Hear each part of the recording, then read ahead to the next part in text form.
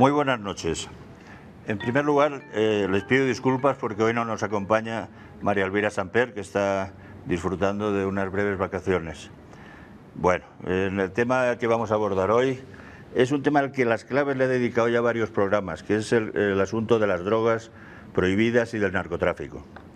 Hoy abordamos el problema desde el marco del proceso de paz que se desarrolla en La Habana, en cuyo temario figura como punto 4 a tratar, con el título Solución al problema de las drogas ilícitas. Sabemos que el narcotráfico, con sus ganancias descomunales, nutre a todos los grupos ilegales de Colombia, incluso algunos legales. En el caso de la guerrilla, es una fuente de financiación, quizá la principal. En el caso de los paramilitares es una razón de ser, evidentemente mucho más que la lucha contra el comunismo que han esgrimido tantos años. Pero también constituye la base de un amplio sector de la economía de Colombia, desde la modesta economía campesina dedicada al cultivo de la hoja de coca hasta el proceso químico que la convierte en cocaína para la exportación, desde el lavado de dinero a un buen número de transacciones de capitales, transacciones opacas de sociedades supuestamente honorables en el mundo financiero. Las FARC, y lo hemos comprobado en nuestros programas especiales hechos en La Habana, están dispuestos a contribuir a que se elimine esta anomalía colombiana en el marco del proceso de paz, sosteniendo a rajatabla que ellos no son narcotraficantes. Así que el asunto de la paz, el asunto del narcotráfico aparece por primera vez ligado con nitidez al de la paz. La pregunta de hoy es, ¿cómo resolver el problema de las drogas ilegales dentro del proceso de paz? Para aportar claves a esta cuestión nos acompañan esta noche el profesor Guillermo Ferro, licenciado en Ciencia Política por la Universidad de los Andes, doctor en Estudios Latinoamericanos por la Universidad Autónoma de México y actualmente profesor de la Universidad Javeriana y experto en temas rurales con muchas investigaciones sobre asuntos de narcotráfico y guerrilla. El doctor Alejandro Reyes, abogado de la Universidad Javeriana también, asesor del Ministerio de Agricultura e investigador del CINEP, fue gobernador encargado del Putumayo, fue parte del Grupo de Memoria Histórica, intervino en el tema de tierras para la Ley de Víctimas y ha participado como asesor en la Mesa de Conversaciones de La Habana.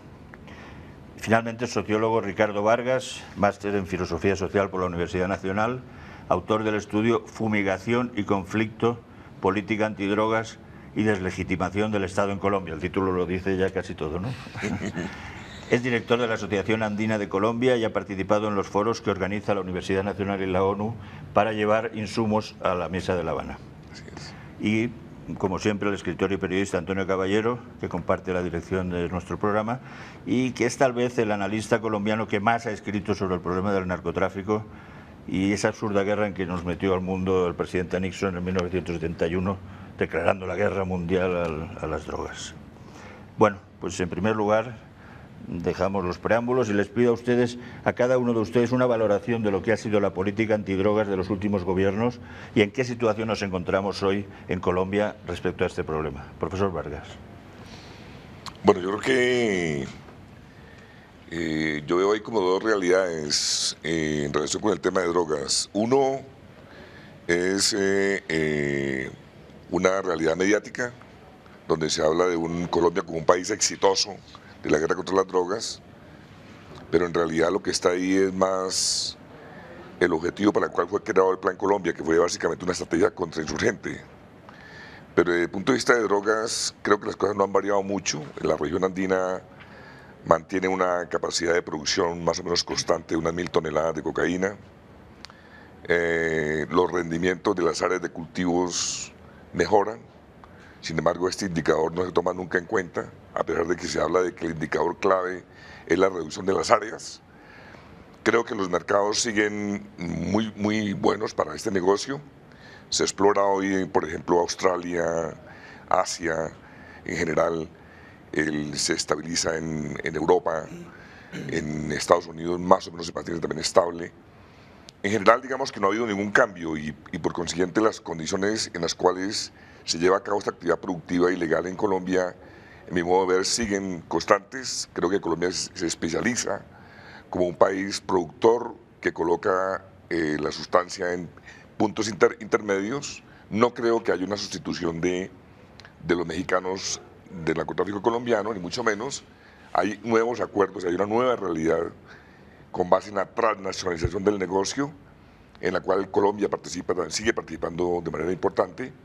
Y en las zonas, digamos, de colonización, el hecho de que los mapas cocaleros se reiteren por décadas quiere decir que las estrategias no están funcionando. O sea, se ha fumigado de la manera más intensiva, con promedios muy altos, y sin embargo las cosas no han variado notablemente. Trataremos esta cuestión más adelante. Doctor Ferro.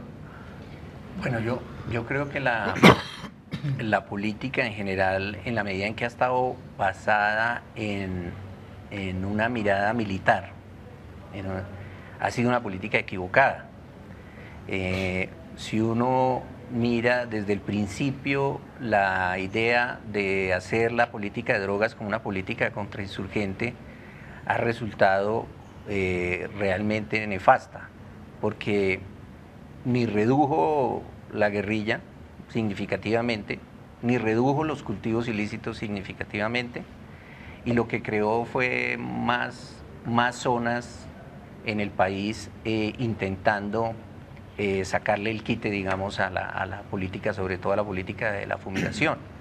Yo creo que es una política que no se entendió como una política de desarrollo rural, no se entendió como una política de presencia integral del Estado en el territorio, no se entendió las características de las zonas de colonización de nuestro país, que tienen, digamos, unas características muy especiales de abandono, de exclusión, de carencia de muchas cosas, y de un vínculo también con la historia de la insurgencia. Entonces creo que hay un problema serio de diagnóstico en toda la política, y eso pues lo que muestran los resultados pues también es esa equivocación.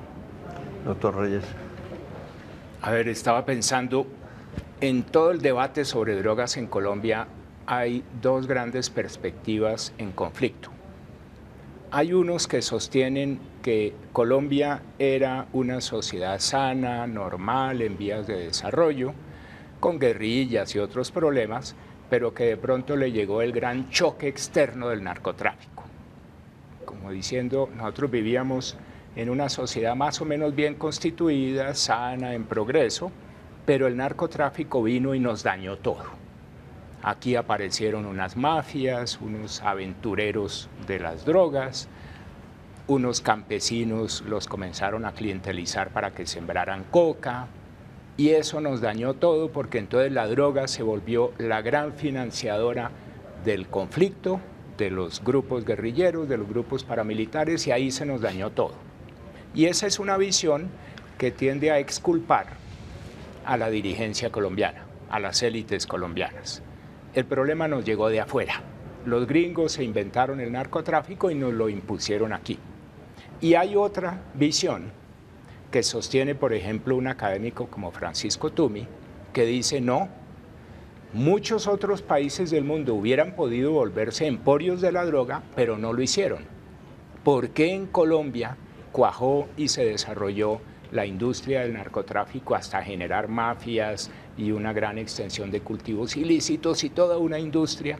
¿Por qué sucedió así? Entonces, en esa segunda visión se examina cuáles son los problemas estructurales de Colombia, históricos, cómo Colombia ha sido gobernada y dirigida, cómo se ha atendido o no se ha atendido a su población rural, para explicar el origen del problema. Entonces, sintetizando, en la primera visión, Colombia era una sociedad buena y sana hasta cuando nos llegó la plaga de la droga, o como le dicen impropiamente, el flagelo de la droga o la catástrofe de la droga, y nos dañó.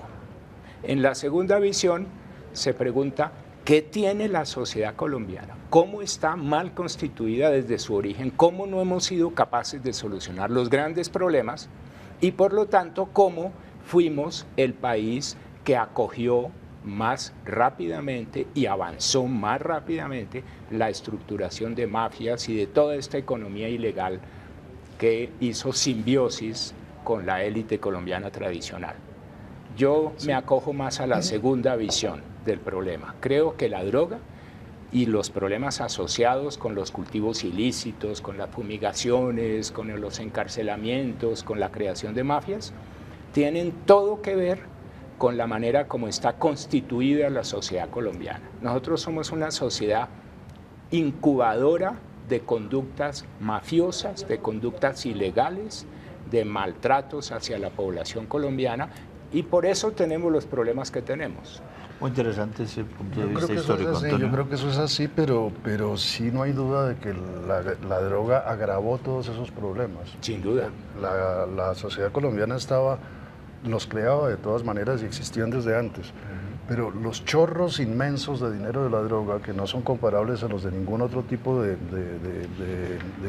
mafia o de actividad ilícita, ni a la prostitución, ni siquiera al robo de tierras, los chorros de dinero convirtieron a la droga en el centro de la corrupción de la sociedad colombiana. Era una sociedad corrupta desde antes, sin duda. Y en eso estoy de acuerdo con el doctor Vargas. Yo no creo que haya habido cambios verdaderos en los últimos 30 años desde que empezó esto. Es decir, desde que la droga empezó a llegar desde el Perú y a aclimatarse en Colombia y a convertirse Colombia en un país productor. Yo creo que levemente cambian a veces las regiones donde se produce más o se produce menos, pasan de un departamento a otro, pero la situación es exactamente la misma que hace 30 años. Y creo que es porque la política ha sido nefasta, como evidentemente se ha hecho una política antisubversiva, antiinsurgente, disfrazada de una política antidrogas. Y esta política antidrogas contra el tópico del flagelo de la droga, como nos decía el profesor Reyes, está dando lugar, bueno, fue el origen de la protesta en el Catatumbo, que fue el prólogo del levantamiento campesino que hemos vivido en las últimas semanas. Es decir, una erradicación forzada, militarizada, sin consultar a los campesinos, sin ofrecer alternativas. ¿Cuál es la estrategia para ustedes? Si es que se debiera mantener una estrategia erradicadora, ¿cómo se debería hacer?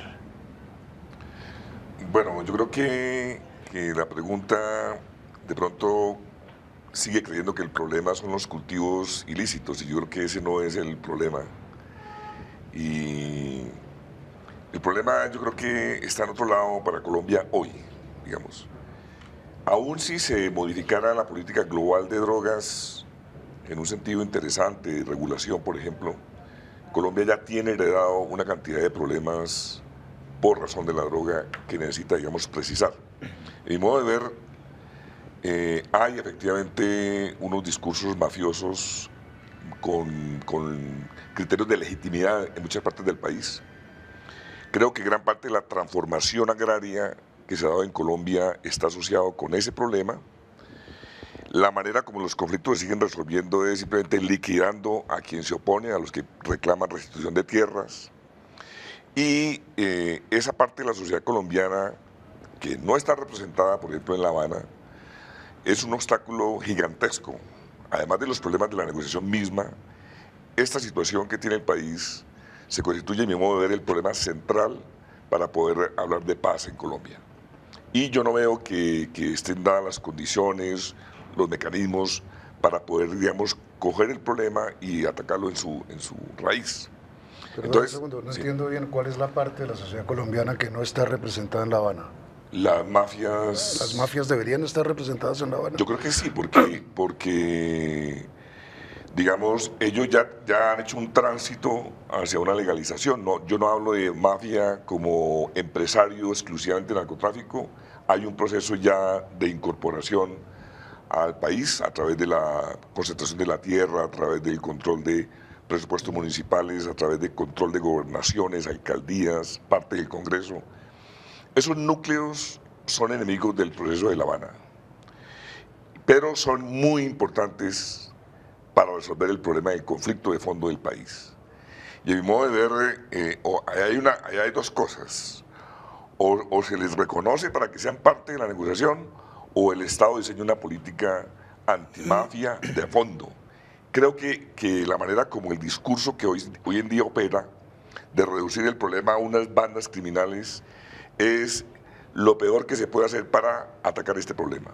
Porque esto es mucho más complejo que bandas criminales. Esto es unas estructuras que operan hoy en el país, que tienen un poder muy grande y son el eje del conflicto en estos momentos. Profesor Ferro. Pero volviendo al Catatumbo, tal vez mucha gente no sabe que la gota que rebosó la copa fue precisamente la erradicación forzada en el Catatumbo, más que otros temas que después aparecieron, como el que se declarara la zona de reserva campesina en el Catatumbo. Y por eso es interesante ese punto, porque en la medida en que esa erradicación es forzada, no negociada, digamos, no articulada a los procesos organizativos que hay ahí en el Catatumbo, pues la gente siente que en la medida en que no hay oportunidades diferentes a la coca y viene la erradicación forzada, pues eso se hace absolutamente insostenible, ¿cierto? Y eso fue lo que empezó a generar la protesta, que después derivó en muchas más cosas. Y eso nos lleva entonces al punto de que la erradicación obviamente hay que cambiar la forma como se hace, y que en un posconflicto, que sería digamos el escenario más adecuado, esto tendría que ser un proceso gradual, negociado, en donde poco a poco... Pero un problema que me parece a mí de fondo, ¿se puede hacer una erradicación sin que desaparezca el mercado? Pues yo lo que creo es que el narcotráfico es muchísimo más complicado que la erradicación, o que los... Por supuesto. O sea, uno podría pensar que en Colombia sí puede haber menos coca. Por lo menos eso sí creo que en el posconflicto podríamos tener menos coca.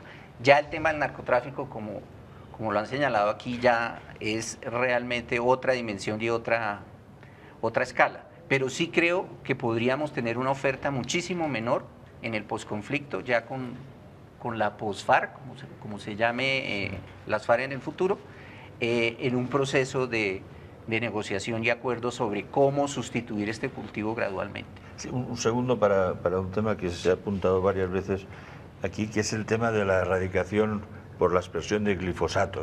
Colombia es el único país del mundo que hace este ejercicio que tiene consecuencias, parece, según investigadores, por ejemplo, de la Universidad de los Andes, sobre la salud, sobre los cultivos aledaños, a largo plazo por la contaminación de los suelos, etcétera.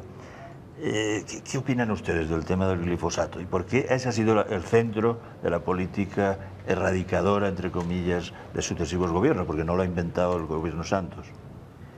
A mí me parece que la fumigación con glifosato de cultivos ilícitos es la peor política posible que un país puede escoger. Y Colombia la escogió básicamente por imposición de los Estados Unidos. Yo no creo que haya mucha convicción interna de la élite colombiana sobre la necesidad de fumigar y envenenar la naturaleza con glifosato, con consecuencias a largo plazo para la ecología, para la salud humana, para todo, la contaminación de otros alimentos, etc. Yo creo que el país va a tener que ir dándose cuenta de que el problema de la colonización de frontera agraria con cultivos ilícitos, la gravedad inmensa que tiene ese problema de los cultivos ilícitos es que la colonización con coca le establece una especie de foul o de trampa a las dinámicas de expansión territorial de la población, porque cuando usted coloca un cultivo de coca, por ejemplo, en Tomachipán o en el corazón del Baupés, ningún otro producto legal tendría posibilidades de sostener colonizaciones tan lejos del mercado como lo hace la coca. Entonces, por el alto valor de la mercancía coca, es posible fundar colonizaciones donde el país no debe colonizar, donde no se debe destruir la selva, sino preservarla.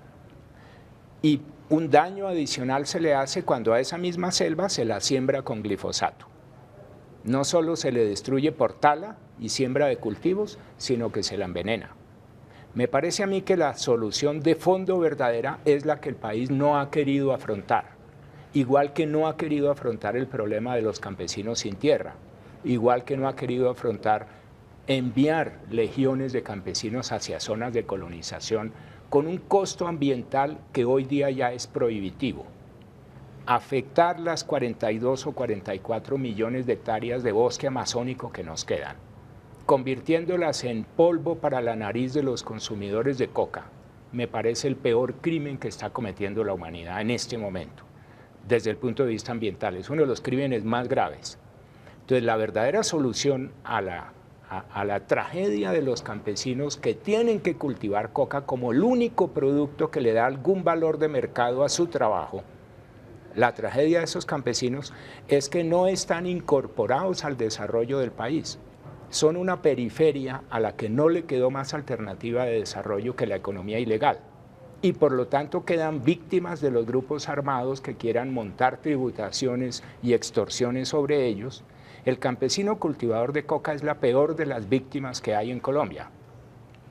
Es víctima de la marginalidad económica, de la marginalidad territorial, de haber sido enviado al exilio de las zonas periféricas, sin salud, ni educación, ni vías de comunicación, ni ningún apoyo del Estado. Y encima de eso tiene un actor armado que le extorsiona, que lo obliga, que lo fuerza a cultivar, que le saca buena parte de sus ganancias.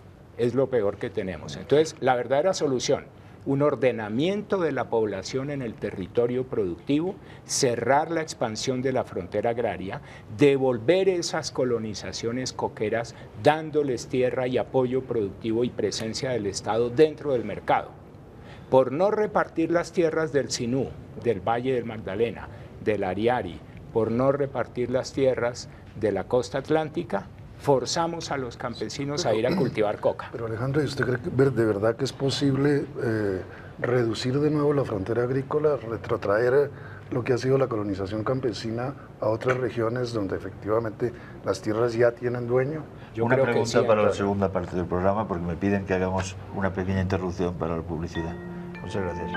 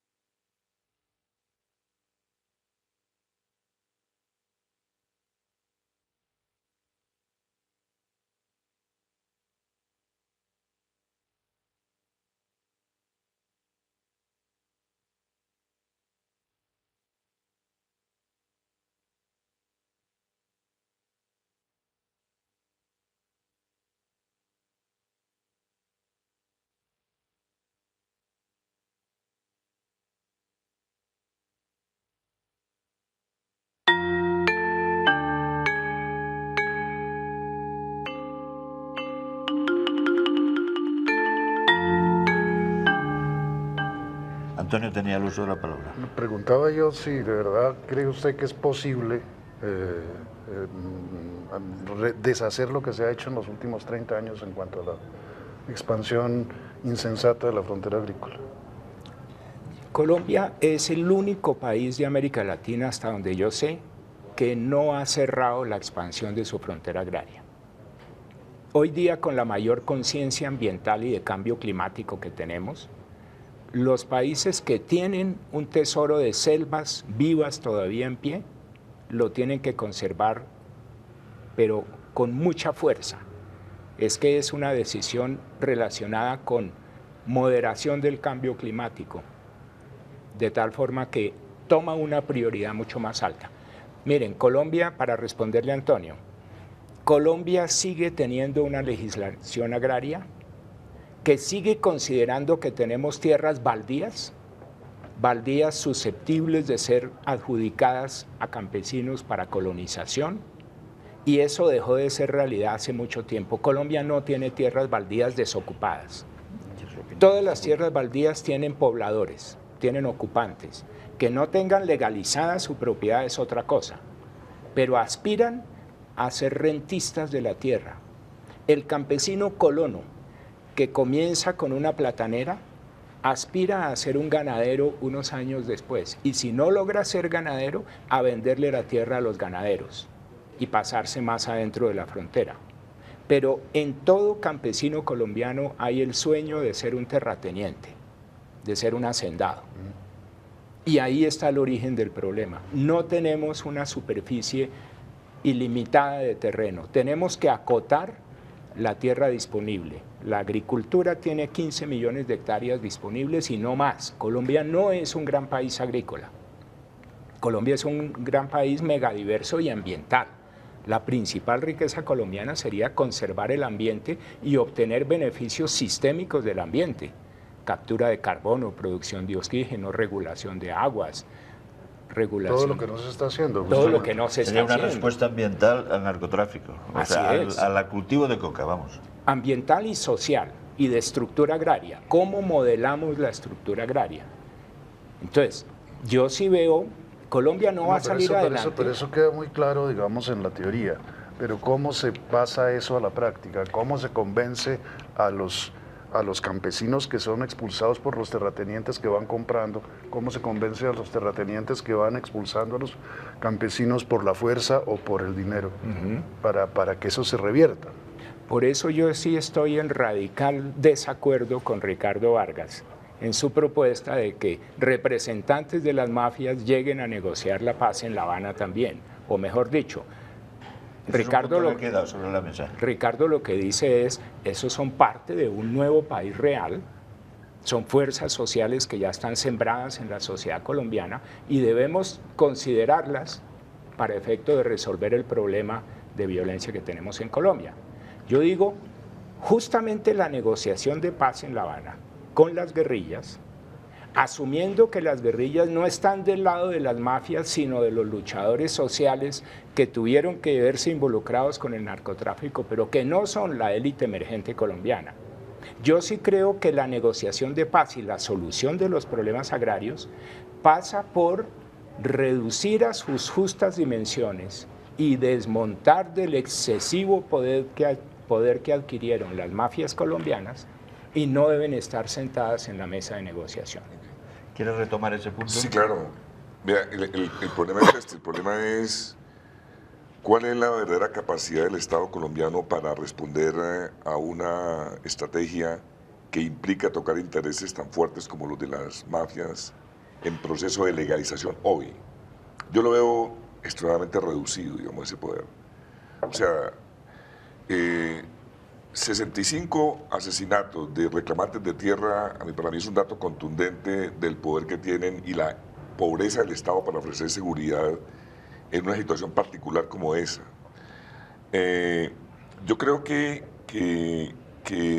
definitivamente este es un sector que hace parte del Estado colombiano, o sea, tiene poder en el Congreso, tiene gobernaciones, tiene alcaldías, maneja presupuestos, y yo no veo un Estado con una decisión política de decir vamos a poner en cintura a esos sectores.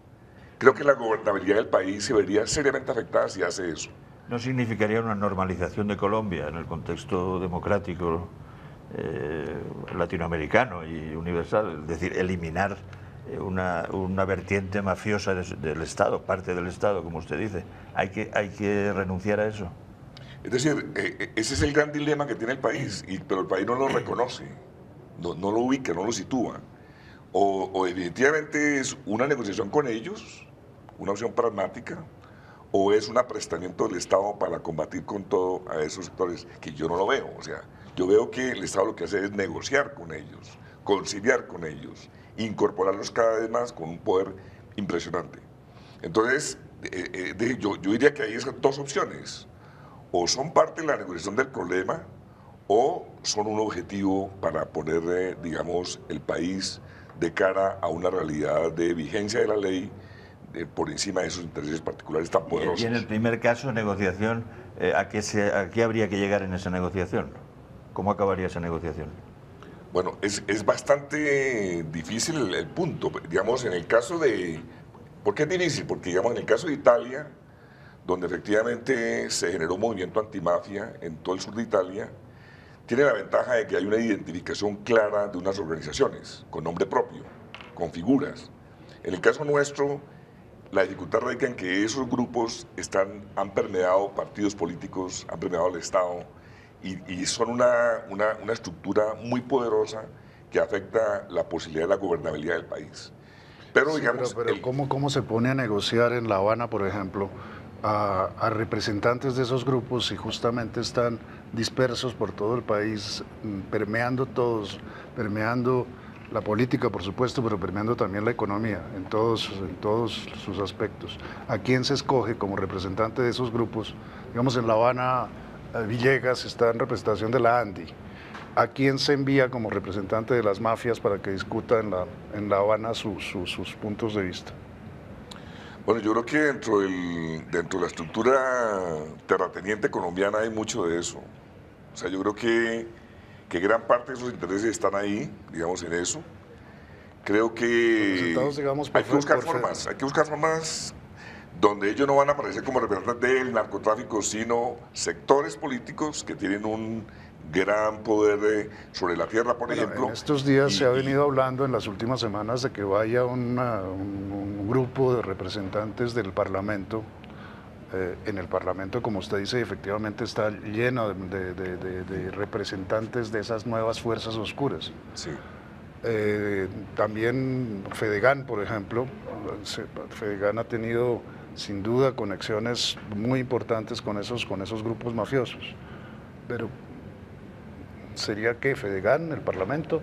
Es decir, hay que abrirlo a esas fachadas, digamos, de presencia de esos sectores que, de mi modo de ver, el problema son los temas alrededor de los cuales ellos son fuertes, que es manejo de presupuestos municipales, departamentales, financiación de campañas políticas, concentración de la tierra con una actitud de defensa con la violencia para eso, poder mostrar la relación que hay entre ejércitos privados o estructuras privadas de seguridad con respecto a la protección de esos intereses.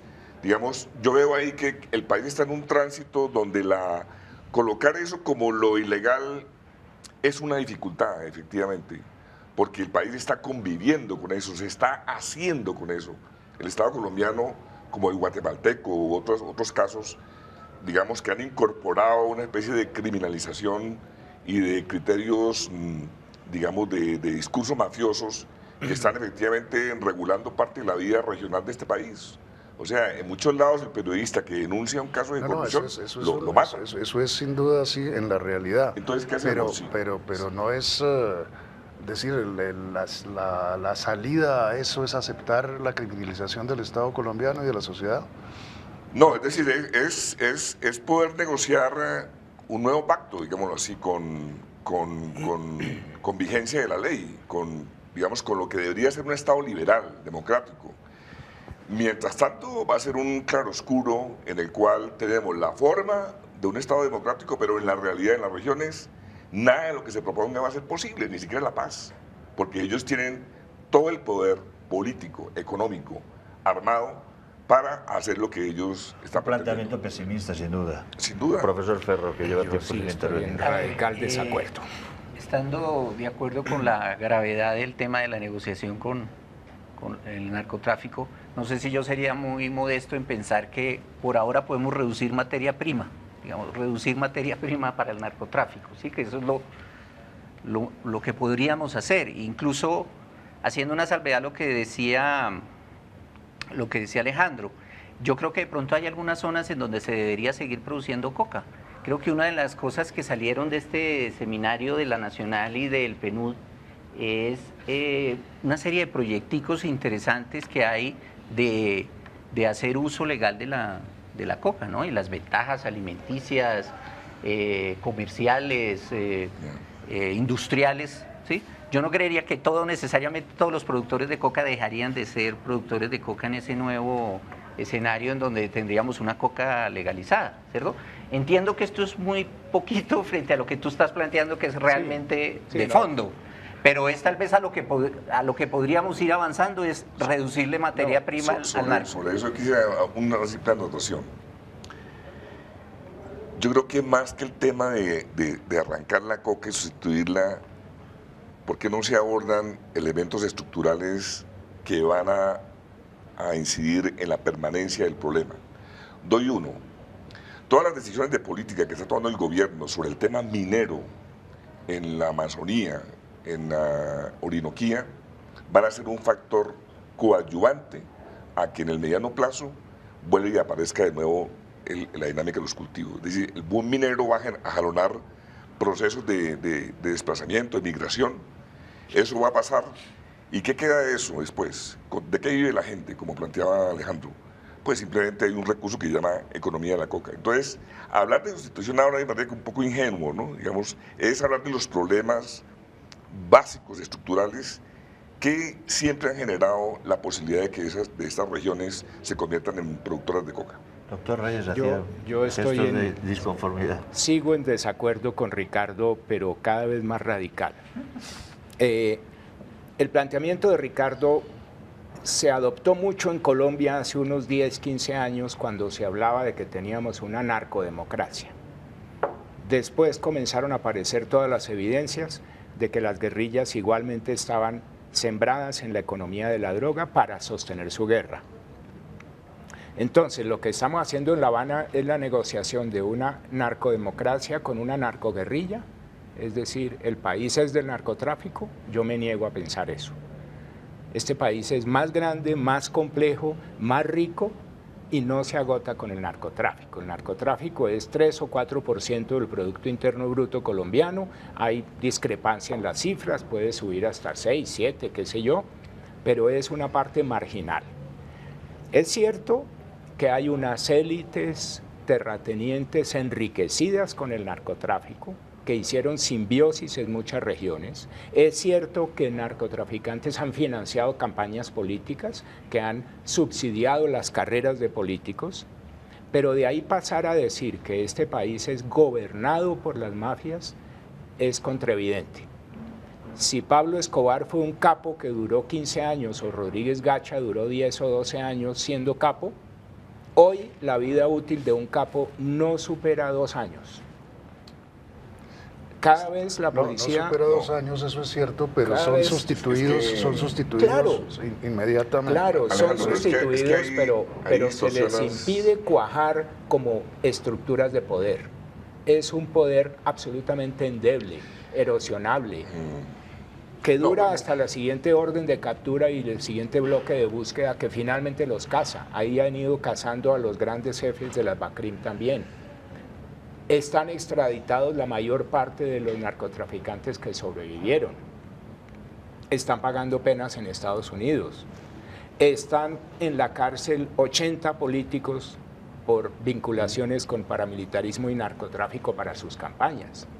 Desconocer esa segunda dimensión, que no es una narcodemocracia, sino una democracia en lucha constante contra el narcotráfico, pues es equivocar todo el diagnóstico. Bueno, mira, Pero ahí yo creo que ¿Con deberíamos quiénes pasar, estamos negociando la paz? ¿Por qué son sustituidos unos jefes por otros? ¿Por qué la lucha tiene que continuar? Porque de todas maneras existe, el negocio sigue existiendo tal cual. ¿Y por qué existe ese negocio? Yo creo que ahí podemos pasar a la legalización, ¿no? Al tema de la legalización. Claro. ¿Cómo es posible acabar con el negocio? No con la coca, que no creo que sea posible acabar con ella, ni con el vicio de la coca, que no creo que sea posible acabar con él, porque los vicios y las adicciones no desaparecen. Así es. Pero lo que hay que acabar es con que la coca sea una fuente de recursos ilegales, no una fuente de recursos. Y no únicamente para hacer test de coca, como sugiere el doctor Ferro, que me parece muy bien que se hagan test de coca, pero no me parece que eso sea suficiente para la producción que existe. Sí, pues para poner un puente. La solución radical, y yo creo que teóricamente uno tiene que estar de acuerdo con esa, es la legalización. La legalización es quitarles el negocio a las mafias y convertirlo en un negocio regular como la producción de harina de maíz o la fécula de yuca. Es parecido, es un proceso agroindustrial. Bueno, la legalización sería de la cocaína. Sí. Partamos del tema y cerrémoslo de cara a la negociación de La Habana. El campesino que cultiva hoja de coca, normalmente paupérrimo, en zonas aisladas, etc. Lo que se está esgrimiendo por parte de los movimientos campesinos y por parte de la gente de La Habana es que a esos campesinos hay que darles alternativas. Hay que darles alternativas y no imponerles que radiquen y se queden de un día para otro sin un medio de vida que es el que... Sin embargo, hay como el doctor Vargas que dicen que no, que a esos campesinos hay que sacarlos de esas zonas que han invadido y llevarlos a otras zonas y plantearles cultivos alternativos, pero en otro sitio. Así es. Sigamos, el tema quedan muchas cosas ahí pendientes, pero el tema creo que también sirve como un buen ejemplo para ver la capacidad del Estado en el combate al narcotráfico, en el punto más sensible. Es decir, el narcotráfico históricamente ha buscado siempre lavar sus activos, y en Colombia la tierra ha sido un factor determinante para eso. La posibilidad de resolver esto de la delimitación de la frontera agrícola y de poder concertar con los campesinos una opción alternativa, yo diría que esas tierras incautadas al narcotráfico podrían ser un soporte muy interesante por su extensión y por el mensaje que enviarían. O sea, el Estado colombiano opta por los más pobres, por los campesinos, y castiga el narcotráfico. Sin embargo, el panorama ahí es desolador, o sea, al año 2005, cuando se intentó identificar las tierras que han sido incautadas, solamente se logró identificar alrededor de un 45%. Lo otro, a través de argucias jurídicas, estaba como perdido. Y de eso que se identificó, solamente el 1% había pasado al INCODER. O sea, el INCODER en el año 2005 tenía apenas 5.000 hectáreas. De por lo menos más de 1 millón de hectáreas que estaban identificadas. Entonces, todavía hoy, la Dirección de Estupefacientes no ha podido ser liquidada porque no han podido encontrar, digamos, claridad en las cuentas. Lo que se robaron en estupefacientes, dice Kalmanovic, alcanza alrededor de los 1.600 millones de dólares, digamos, y todavía no hay claridad sobre el punto. Entonces, ese es un buen ejemplo. ¿Hacia dónde fue esos bienes? ¿Quiénes fueron los beneficiarios finales? El narcotráfico, o sea, muchos narcotraficantes siguieron y siguen, digamos, usufructuando de esos recursos. Sectores de los partidos conservadores, hay alrededor de 12 parlamentarios implicados en esto. A eso me refiero, digamos, a que es un error identificar mafia con narcotraficantes, es un error volver a creer que mafia es Pablo Escobar o el grupo de Cali. No me refiero a eso. Eso cambió, digamos, el país, digamos, la estructura mafiosa es otra, está mucho más diluida, está penetrada dentro del Estado, hace parte de los partidos políticos, hace parte de los gobiernos, digamos, y eso es distinto a esa manera muy simple de ver el problema mafioso. Interrumpe, no, si una palabra. Digo. Si me permiten, me piden una última interrupción para la publicidad y tiene la palabra el doctor Ferro. Sí, no, pero digo, no tan...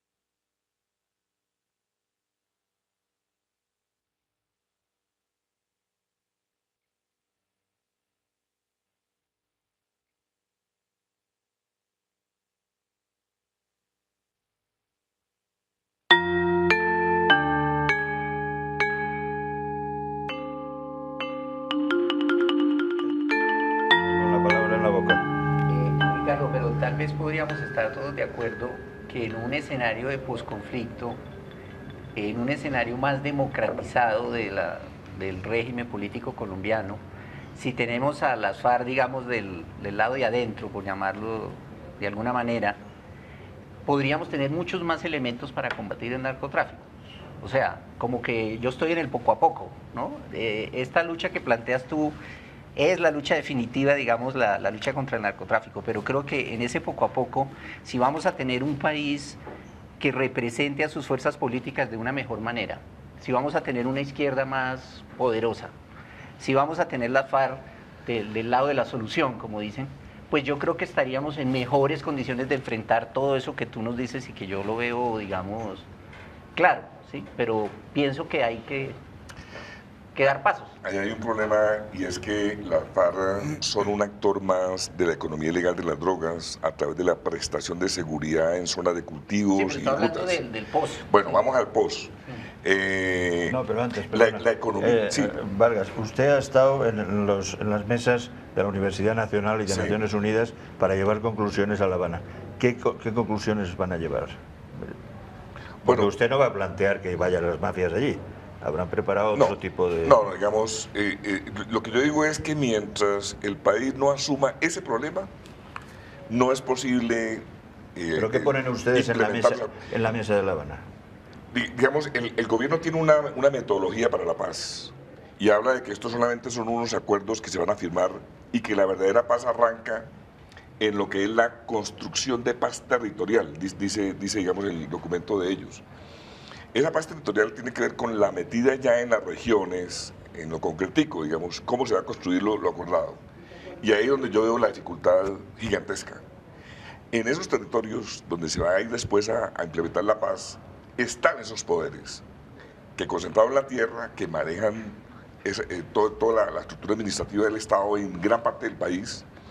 Y en eso hay un problema que se notaba antes, es decir, podrán haber muchas investigaciones sobre parlamentarios implicados en parapolítica. La pregunta es, ¿y cómo se transformó ese poder en cada una de esas regiones de donde procedían esos parlamentarios? Sus hermanas, su familia, continúan manejando esos territorios. Digamos, la mera judicialización, la mera individualización de la responsabilidad penal es insuficiente para resolver un problema que está en el fondo. Y ese problema no se ha resuelto porque no hay política, lo que hay es solamente la acción de la Fiscalía. Pero aquí hay un problema mucho más complejo, económico, político, social, cultural, que es bien grave. Entonces, esas estructuras que aparentemente ya estamos tranquilos porque hay una gente en la cárcel de los parlamentarios, ya vamos a respirar tranquilos. No, vea las regiones, mira qué está pasando allá.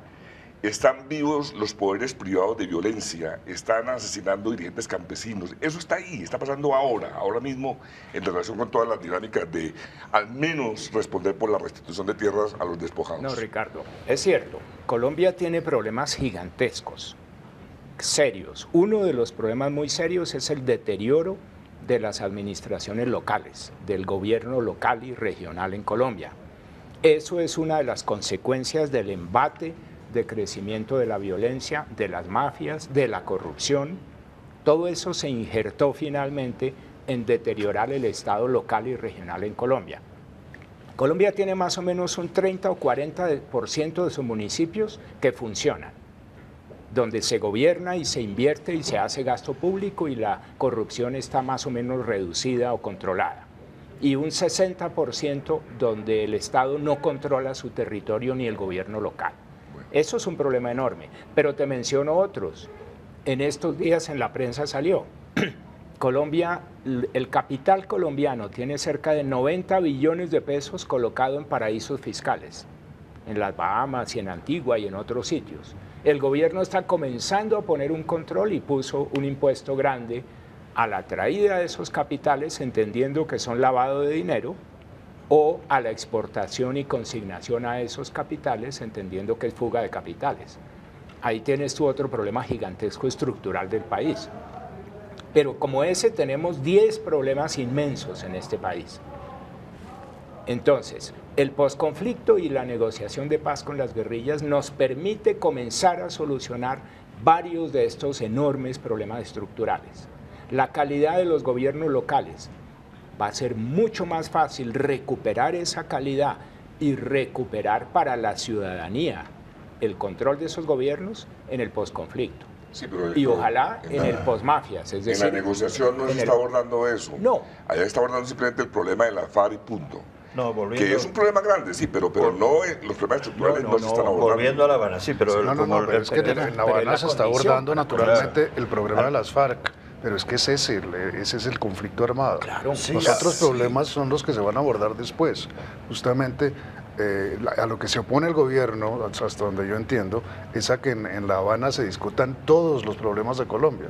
Claro, no se trata de refundar el Estado en La Habana, sino de solucionar una parte de los problemas, un problema que impide pensar en los demás, que es el de la lucha armada entre unas guerrillas. Bueno, a propósito de lo que planteaba el doctor Ferro, entonces, nada garantiza, porque a veces se tiene la idea, como lo promueve el señor Braunfeld en los Estados Unidos, de que las FARC son el cartel del narcotráfico en Colombia y si ellos se legalizan, entonces ¡pum!, se cae el negocio. Digamos, ahí se crean ese tipo de imágenes. Yo digo, la FARC puede salir de este negocio. Creo muy difícil que ellos sean parte de una estrategia contra el narcotráfico. Ahí eso es muy complejo. Bueno, legal, pero si ellos salen, ¿qué va a pasar? Digamos, el negocio sigue vivo, digamos, la demanda de drogas sigue igual. Pues perfectamente se pueden armar estructuras que prestan la seguridad, bien sea de renuentes de la FARC, bueno, pero con no sectores consideran criminales. ustedes que esto es un tema nuevo, que como nos han dicho en La Habana las FARC, que bueno, pues se admite que se han financiado del narcotráfico y sobre todo una vez han dejado la práctica odiosa del secuestro, según han afirmado, ellos nos han dicho literalmente que nosotros participamos en una Colombia sin coca. Nosotros hasta ahora hemos protegido a los campesinos cocaleros. A partir de estas conversaciones, si llegamos a un acuerdo, participamos en una Colombia sin coca. ¿Esto no es un progreso para ustedes? Pero para mí no mucho, porque de verdad no me parece que pueda haber una Colombia sin coca. Y estoy en eso de acuerdo con Ricardo, mientras exista el consumo, no puede haber una Colombia sin coca. Y mientras el consumo esté prohibido, la coca estará en manos de las mafias. Sí. Como no se va a acabar con el consumo, para mí, desde hace 30 años, pues, lo que es evidente es que hay que legalizar el consumo, la distribución y la producción para poder controlarlas, simplemente. Todo lo que no está lo que no es legal es incontrolable. Bueno, creo que el escenario político colombiano todavía está crudo para eso, ¿cierto? Bastante. O sea, está la cosa de Uruguay, que resulta interesante. Ahí me hubiera gustado, el mismo Santos ha abierto la puertica. El mismo Santos, es que hay que pensar lo que decían los presidentes de la República hace 30 años. Y ahora todos los expresidentes que con entusiasmo y por convicción, según decían, combatían el narcotráfico y el flagelo de las drogas, ahora empiezan, incluyendo al propio Santos, que está en el gobierno, porque es mucho más fácil desde la posición de un expresidente, como es el caso de Gaviria, sugerir que el control solo se puede lograr mediante la legalización. Hasta el propio, es decir, ha cambiado la posición de los gobiernos colombianos en estos 30 años. Yo creo que está madurando políticamente esa posibilidad. Y podríamos agregar lo que se hace en el distrito, ¿no? Lo que está haciendo Petro para manejar el consumo. Yo les pediría, profesor Ferro, nos quedan 3 minutos. El Consejo Nacional de Estupefacientes y 4 ministerios están elaborando y tienen un plazo de un mes para presentar al Gobierno una nueva política sobre el tema de drogas. Si ustedes pudieran aconsejar, bueno, y en su caso aconseja al Gobierno, ¿me podrían decir en medio minuto qué es lo que aportarían? Yo te puedo decir, si quieres, lo que yo le diría al Gobierno es: tenemos que hacer una seria política de distribución de la población campesina en los mejores territorios productivos, retirándola de los territorios de colonización muy pobres y con suelos muy ácidos y muy improductivos, donde sería totalmente ineficiente hacer un desarrollo alternativo, llevar vías, llevar educación, llevar progreso económico a un altísimo costo y con una muy bajita rentabilidad. Es mucho mejor recoger esa expansión de colonizaciones coqueras, por ejemplo, lo del Baupés y lo de buena parte del Guaviare, meterlo en el Ariari, meter en el piedemonte de la cordillera oriental buena parte de las colonizaciones coqueras que se fueron ríos abajo, distribuir mejor la tierra del Valle del Magdalena Medio, del Sinú, de las grandes llanuras de la costa, del Valle del Cauca, del Valle Alto del Magdalena, en el Huila y en el Tolima. Esas cosas, hacer un reordenamiento de la población, darle posibilidades de desarrollo económico real, sano, a la población campesina, y con eso reducimos mucho los estímulos para la producción de economías ilegales, cada vez más costosas y cada vez más arriesgadas. El campesino no quiere seguir siendo ilegal. Un campesino tiene una gran preferencia por la legalidad, por ser considerado un ciudadano lleno de derechos y no un proscrito sujeto a glifosato, sujeto a detenciones, sujeto al tributo que le tiene que pagar a las guerrillas. Las guerrillas sí protegen a los cultivadores ilícitos. Igual que los esclavistas protegían a sus esclavos, porque viven de ellos. No es porque les interesen los campesinos. Profesor, medio minuto, por favor. Yo siento una esquizofrenia entre la actitud pública de Santos y la realidad de la política. Santos sigue creyendo que combatiendo las ollas se va a resolver el problema del microtráfico o sigue criminalizando a los productores. Yo diría, empiece con cosas concretas, no con grandes deseos, sino simplemente, por ejemplo, vincule el país a toda la tendencia que hay sobre el tema de la marihuana. Replantee ese punto, póngase a estudiar qué es hoy en día para Colombia descriminalizar a los usuarios del cannabis, reconocer que hay usos medicinales interesantes, admitir la posibilidad de que hayan clubes de productores y consumidores de cannabis. 2, dedíquele una parte del presupuesto importante a la investigación sobre la relación coca-cocaína. Colombia debe ser una potencia en el conocimiento de eso. Estados Unidos ha bloqueado el conocimiento de un documento que hizo la OMS sobre cocaína y el mundo sigue funcionando alrededor de prejuicios, ¿no?, sobre el tema de la cocaína. Investiguemos y preparémonos porque después viene un escenario duro en relación con esa temática. Y finalmente, meta a Colombia en el tema de la producción de medicinas a partir de los opiáceos. Los opiáceos, la medicina que se deriva de los opiáceos está reconcentrada en Europa y Estados Unidos, cerca del 97% lo controlan ellos. Y hay en África, por ejemplo, hay muchos países que la gente muere porque no puede acceder a este tipo de medicamentos. Ahí hay que liderar una lucha desde el sur, en el sentido de cómo, digamos, estos países como Colombia lideren, digamos, la posibilidad de usar, en términos de medicinales, opiáceos.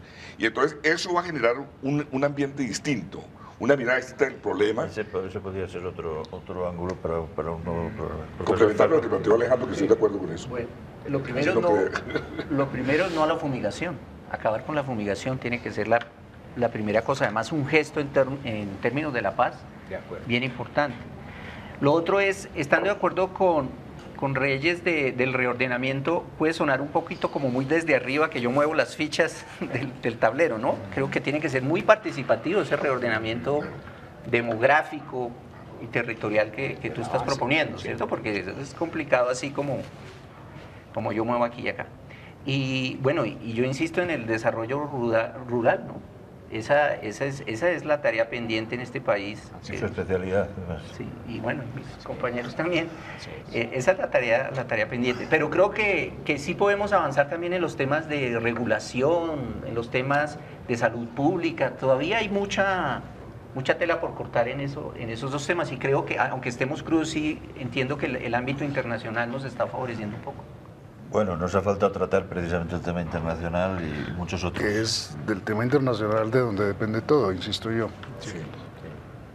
Bueno, pues muchas gracias a nuestros invitados. Creo que han quedado abiertos nuevos problemas y nuevos asuntos para posteriores programas de las claves. A ustedes muchas gracias por su atención. Les esperamos el próximo martes a las 9 de la noche. Ya estará María Elvira Samper con nosotros, afortunadamente.